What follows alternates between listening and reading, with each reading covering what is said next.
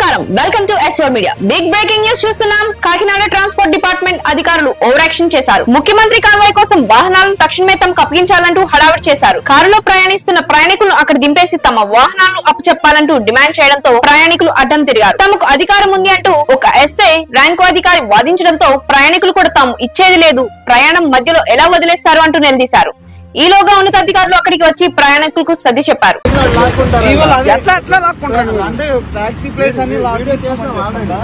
Already customer దగ్గర ఉన్నప్పుడు మీరు తీసుకున్నాం రైట్, ఆల్రెడీ మేము బుక్ చేసుకున్నాం కారు. చెప్పాలి కదా, చెప్తున్నా మేము చెప్పి మేము బుక్ చేసుకున్నాం చెప్పాం. ఆల్రెడీ మేము బుక్ చేసుకున్నాం చెప్పాం. బుక్ చేసుకున్నాం. అవును, మీడియా కార్డ్ లైసెన్స్ తీసుకున్నాం, దానిలో ఇబ్బంది ఉంది. అలా కాదు, మీరు వెహికల్ లాక్కుంటారండి. డ్రైవర్ గురించి మాట్లాడట్లా, ఆయన వచ్చి మాట్లాడేది వేరున్నాడు మా వెహికల్ దగ్గరికి వచ్చి. మీ వాళ్ళేనా? మీరు మిమ్మల్ని అనట్లే, నేను మిమ్మల్ని అనట్లేదండి. మీరేమన్నారు, వెహికల్ కావాలన్నారు.